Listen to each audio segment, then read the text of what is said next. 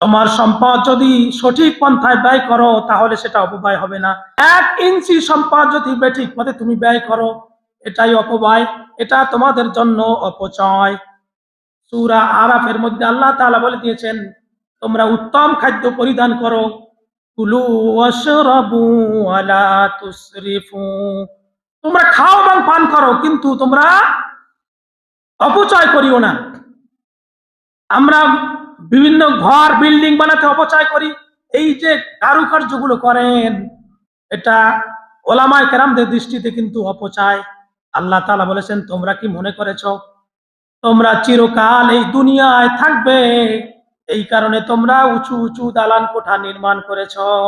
আসলে এই দুনিয়ায় তোমরা চিরকাল থাকতে পারবে না। এই জন্য প্রত্যেকটা বিষয়ের অপচয় আমরা রোধ করব। খালি অপরের অপচয়টা দেখেন, নিজেরটাও দেখবেন। দোষ অপরটা দেখবেন তা নয়, নিজেরটাও দেখবেন।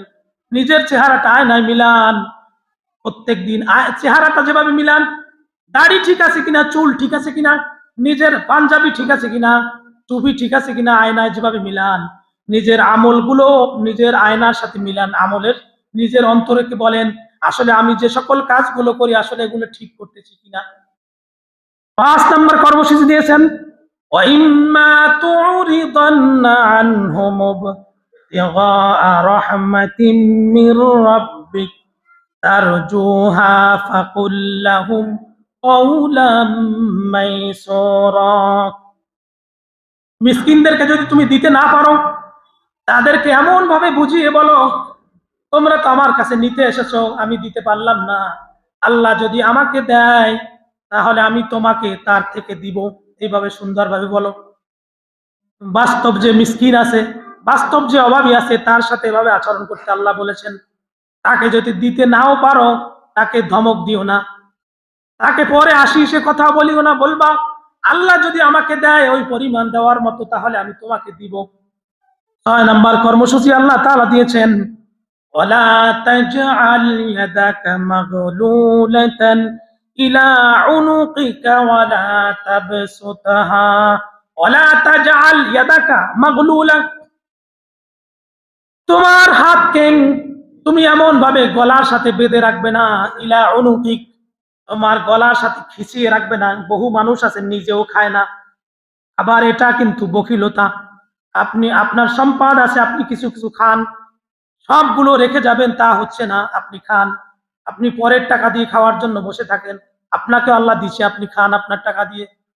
এই ব্যাখ্যা আল্লাহ রসুল করেছেন, ওয়ালা তাজআল ইয়াদাকা মাগলুলাতান ইলা উনুকিক, তুমি এমন বকিল হয়ো না যাতে তোমার হাত গুটিয়ে তোমার গলার সাথে রাখো। ওয়ালা তাবসুতহা কুল্লাল বাসতি, তুমি এমন অপব্যয় করিও না যাতে একেবারে সম্পদ যা আছে সব দান করে দাও, এরকম কাজও তুমি করবে না।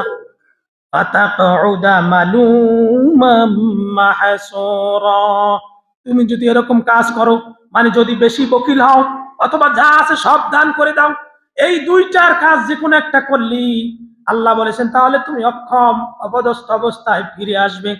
আল্লাহ নবীজির কাছে একটি ছেলে আসলো, বলল, ইয়া রাসূলুল্লাহ, ইয়া হাবিবাল্লাহ, আমার মা আপনার কাছে পাঠিয়েছেন একটি জামা দেওয়ার জন্য, আপনার একটি পাঞ্জাবি দিবেন। আল্লাহ নবীজি উত্তর দিলেন, আমার গায়ের পাঞ্জাবি ছাড়া আর কোনো পাঞ্জাবি নেই। বাচ্চাটি ফিরে গেল। ওই বাচ্চাটির মা রাসূলুল্লাহর কাছে আবার পাঠালেন। বাচ্চাটি এসে রাসূলুল্লাহকে বললেন, ইয়া রাসূলুল্লাহ, ইয়া হাবিবাল্লাহ, আমার মা বলেছে আপনার গায়ের জামাটা খুলে দেওয়ার জন্য। আল্লাহ নবী এই কথা শুনে শুনে তার গায়ের জামাটা খুলে দিলেন।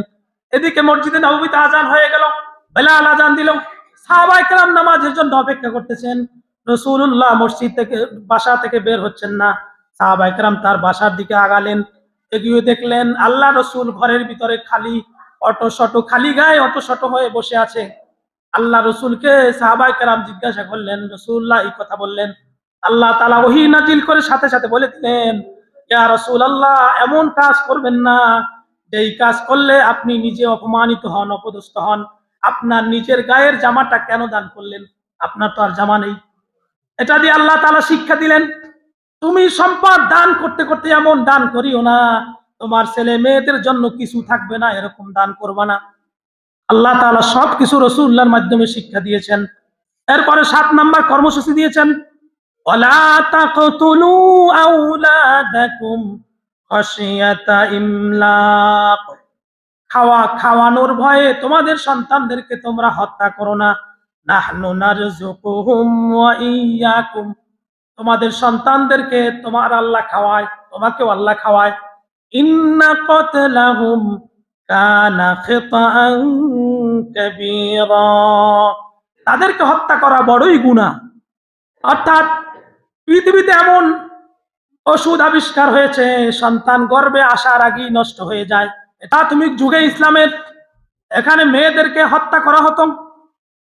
বিআইয়ি যামবিন কুতিলাত, একটি মেয়েকে জীবন্ত কবর দেওয়া হতো। ওই মেয়েটি বলেছিল, আব্বা আমি মেয়ে হয়েছে এই কারণে আপনার বদনাম, আমি হওয়ার কারণে যদি বদনাম হয়ে থাকে তাহলে আমি আপনাকে আব্বা পরিচয় দিব না, তারপর আপনি আমাকে মারিয়েন না। এই কথা সূরা তাকওয়িরের মধ্যে আছে।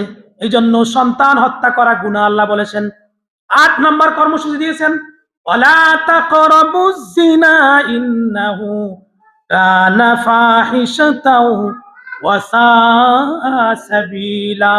এই আয়াতের ব্যাখ্যা পৃথিবীর কোথাও করলে চলবে না। আল্লাহ তাআলা বলেছেন তোমরা জিনার নিকটবর্তী হবে না।